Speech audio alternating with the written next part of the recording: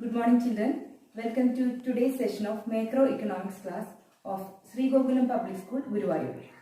In the first unit, we are discussing today about the basic concepts of macroeconomics.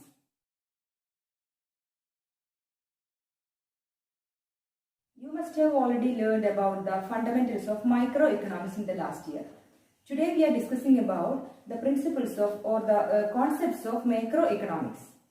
Macroeconomics is a separate branch of economics that studies the behavior and the performance of an economy as a whole. That is, it focuses on the aggregate changes in the economy, such as unemployment, general price level, aggregate consumption and investment. Its main instruments are aggregate demand and supply.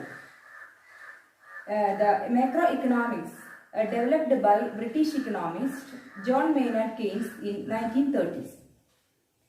Let's go through the topic in detail. Children, let's learn the emergence of macroeconomics. Adam Smith is regarded as the founding father of modern economics. His well-known work, An Inquiry into the Nature and Cause of the Wealth of Nations, that is basically called the Wealth of Nations, is regarded as the first major comprehensive book on the subject. During his time, modern economy was mentioned as political economy.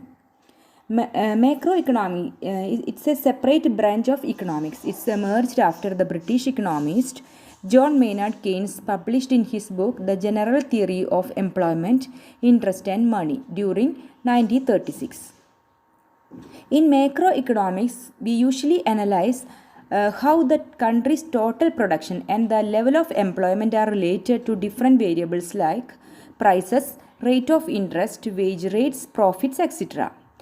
When these attributes start changing, that is when these variables start changing fast, for example prices are going up or the employment and production levels are going down, the general directions of the movement of the variable for all the individual commodities will be reflected same as in the entire economy as a whole. So macroeconomics deals with the aggregate units of the economy. That is how we are discussing how this macroeconomy works. That is, a price rise or a rise in price or an inflation can affect the national economy as a whole. Similarly, these parameters, that is, if there is a decline in production or decline in employment, it would affect the national economy entirely. Now we move on to discuss about the Great Depression of 1929. Actually, what happened during Depression period? During this depression period in European countries and North America, where the employment significantly declined. So the decline in employment in European countries and also in North America, it's affected a low demand for goods and services in the market. And also many factories were lying idle and workers were thrown out from the job. So this condition or this scenario slowly and gradually it's reflected across the world. So this was happened during 1929 to 1933. So during these 4 years, America's level of employment was declined from 3% to 25%. So this condition or this scenario was not only seen in some parts of America, but it's transmitting across the world. So all these events made economists think about the functioning of the economy in a new way. So this thought itself was the foundation stone for the emergence of macroeconomics. And now coming on to the topic capitalist economy. Actually, how does this economy works in a capitalist nation? A capitalist economy will have the following characteristics. That is, there will be a private ownership of means of production. Then the production takes place for selling the output in the market. There is a sale and purchase of labor services at a price which is called wage rate. What do you mean by means of production? It simply means the instruments and the materials used to produce goods and services. It may be raw materials, machineries, tools, and even facilities. In a capitalist country, production activities are mainly carried out by capitalist enterprises. A capitalist enterprise has one or more entrepreneurs. To produce an output in the market, these entrepreneurs would require three factors of production, that is land, capital and the labor. These are the three factors of production. That is, these entrepreneurs would require certain things in order to work around this production. So it would be first the land, where he could establish an industry, a plant, or even an office. So the first factor of production is land. The next is labor, that is someone should be there to work for him. Labor is another factor of production. The last and third one is capital. These entrepreneurs themselves will supply to run the enterprises, or they may borrow the capital. After producing output with the help of these three factors of production, that is capital, land and labor, the entrepreneurs sell the product in the market. The money that is earned is called revenue. So what is revenue? Revenue is the income that a firm receives from the sale of goods and services to its customers. A part of the revenue is paid out as rent for the service rendered by land, and also the interest should be given for capital, and also wages should be given to laborers. The rest of the revenue is the earning of the entrepreneurs, and it is called a profit. So what is profit? Profit is the amount of income that remains after accounting for all expenses.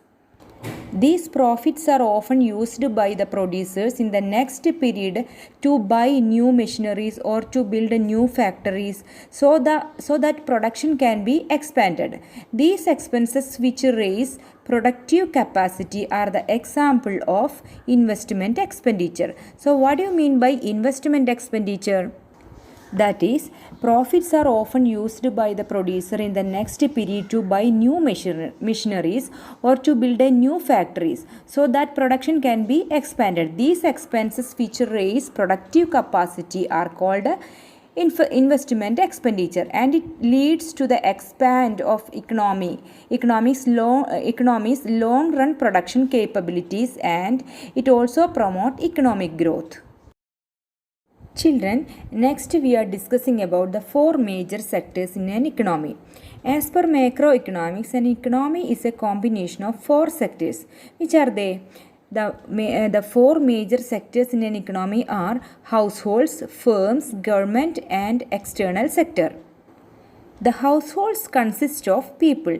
These people work in firms as a workers, and they also earn the wages. By a household, we mean a single individual who takes decisions relating to her own consumption, or a group of individuals for whom decisions relating to consumptions are jointly determined. So households also save and pay taxes.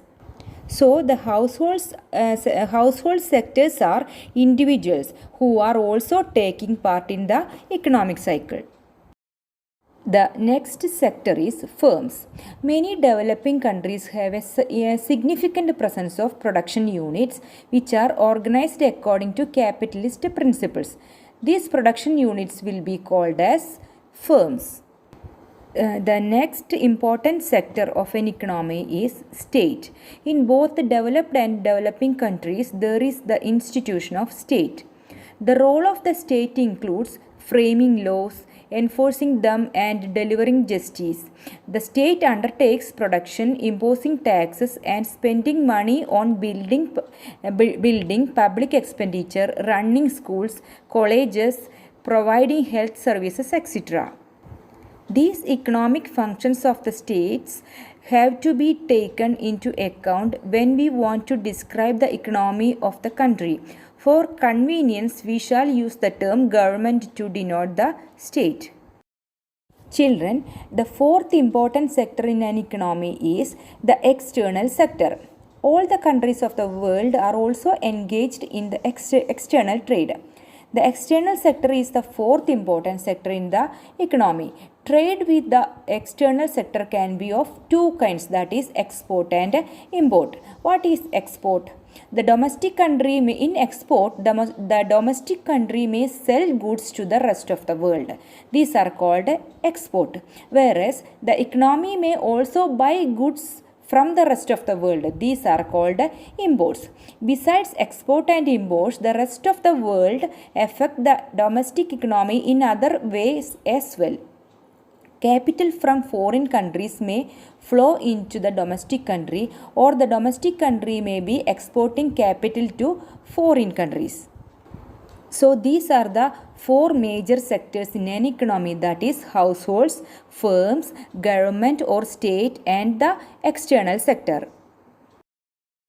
So that's all for today's session. I hope you all are clear about the concepts of macroeconomics. Watch the video again and URL to answer the test questions and also write down the notes. Thank you children. Take care. Have a nice day.